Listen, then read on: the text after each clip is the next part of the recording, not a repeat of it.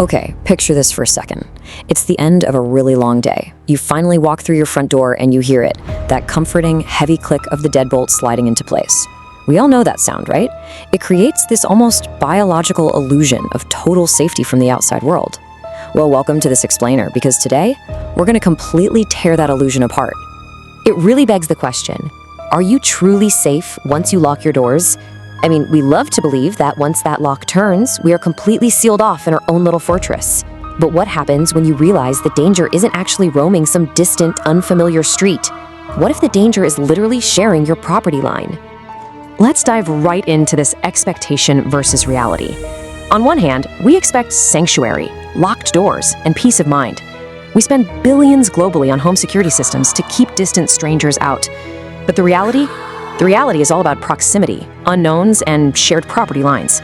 Today, we're going to walk through 3 documented, true accounts from our source material that map out a really terrifying arc of escalating boundary violations. We are going to see exactly how the people living just feet away from us can systematically shatter our entire sense of security. All right, Section 1, the suspicious secret, which is a classic visual boundary violation. Our first case study introduces us to a deeply unsettling neighbor named Charles. Now, for some context, Charles was this incredibly nervous, awkward guy, mainly because his 14-year-old son had actually gone missing 5 years prior. So look at this midnight burial sequence. It starts off harmless enough. The narrator is taking out the trash, and Charles comes over asking to borrow his absolute best shovel. Weird, but okay. But then, the narrator spots Charles struggling to dig this massive hole in his own backyard. When the narrator goes over to offer a second shovel to help out, Charles aggressively snaps and orders him off the property. But here is the sensory detail that just changes everything. Fast forward to 1:30 a.m. It is pitch black outside, and the narrator hears it, that unmistakable, heavy sound of a shovel hitting dirt in the dead of night. So, what on earth is buried at the bottom of that hole? The narrator literally sneaks up to the fence under the cover of darkness. Charles steps inside for just a second, so the narrator creeps right up to the edge of this giant pit. The moonlight hits the bottom, and boom! There it is, a small piece of a black garbage bag just protruding from the freshly dug dirt. He absolutely bolts back to his house, making it inside just seconds before Charles comes back out. The very next morning, the hole is completely pouched up, and Charles's SUV is moved out to the street. The narrator never actually told anyone, just totally consumed by the terrifying thought of what was in that bag. But the real lingering terror here, the window stare. The very next day, the narrator catches Charles standing at his own window, staring directly into the narrator's home. And the second Charles realizes he's been spotted, snap, he quickly shuts the blinds. Just like that, the visual boundary of the home was completely compromised. Okay, let's move to Section 2, the malicious threat. This is a physical perimeter violation, so we're escalating from a visual violation to a physical one. According to the source, our narrator here is a 15-year-old kid whose neighbors, Todd and Eric, invite him down to the river to shoot BB guns. Todd and Eric show up decked out in full camo gear, carrying this incredibly heavy duffel bag. They hike into the woods in near silence, but when they finally get to the river, Todd unzips the bag and drops an absolute bombshell. These are not BB guns, they are real firearms. Eric just immediately starts firing live rounds across the river. The 15-year-old narrator realizes instantly how dangerous this is, snatches the gun away from his little brother, packs up, and just gets out of there, while the neighbors are literally cursing at them. But here is where the physical perimeter of the home totally fails. That night, the narrator wakes up to a freezing breeze in his bedroom. He looks over. The bedroom window is wide open.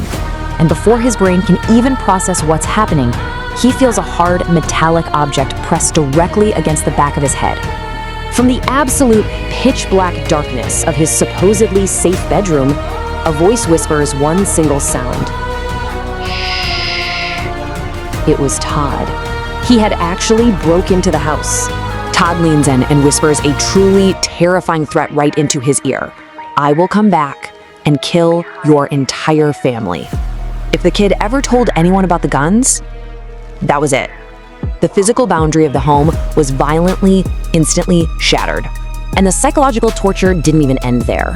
For months, Todd and Eric stalked the narrator, constantly peering into his bedroom windows. It all culminated one night at 1 a.m. A rock hits the window. The narrator opens it, looks down, and there's Todd standing directly below, aiming a pistol right up at his face. The narrator literally dives to the floor, waiting to die, only to hear the two brothers cracking up laughing in the dark. Just absolutely unhinged. Which brings us to Section 3, the unpredictable invasion. This is the most extreme escalation from our sources, a complete sanctuary breach. This case involves a recent college grad living alone, right next door to a highly hostile older woman and a violently unstable younger woman. It starts with a morning confrontation. The noise coming from next door was just insane. So the narrator goes over, bangs on the door, and politely asks them to keep it down. What do they get? Pure hostility. The younger woman suddenly pops up screaming, "How dare you?" over and over again, until the older woman actually has to hold her back and violently slams the door right in the narrator's face. Then comes the 3:20 a.m. awakening. The narrator wakes up suddenly. The room is pitch black. The house is dead silent. But there's this deeply unsettling presence in the room. Without turning on the overhead light, they slowly scan the darkness.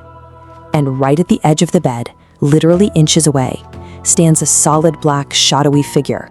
Using just the faint, tiny glow of their phone screen, the narrator illuminates the figure. The light reveals the face of that deranged younger neighbor. She lets out this absolute lunatic scream.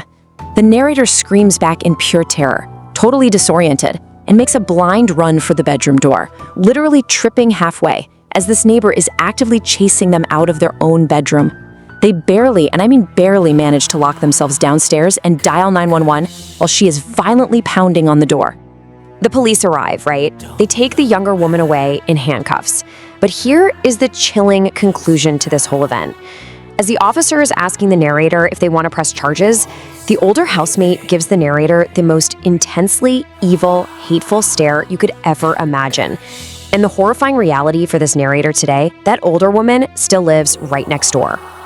Section 4, vulnerability beyond the home. After hearing all these cases, you might be thinking, well, okay, I'll just move or leave the neighborhood. But as we look at these field trip horrors, leaving doesn't exactly solve the problem. You can go on vacation to escape your neighbors, but you often find new horrors waiting. It's this dark irony. You lock your doors at home, but when you travel, you're sometimes even more exposed. Look at these 3 terrifying encounters pulled directly from the source material. Students exploring an abandoned 1900s village shine a light into a dark room, only to find 3 grown men standing completely silent, just waiting for them. An 8-year-old kid gets separated and is nearly dragged away by a predator hiding inside a taxidermy exhibit. Or teens being relentlessly terrorized by a tall old woman staring through the sliding glass door of their supposedly safe resort room. Whether you're relaxing at home or you are miles away, proximity to unhinged individuals is just a constant, lingering threat. Section 5, the true nightmare. Shared property lines. As we wrap up this explainer, the core takeaway from all of this source material is undeniable. We do not get to choose our neighbors.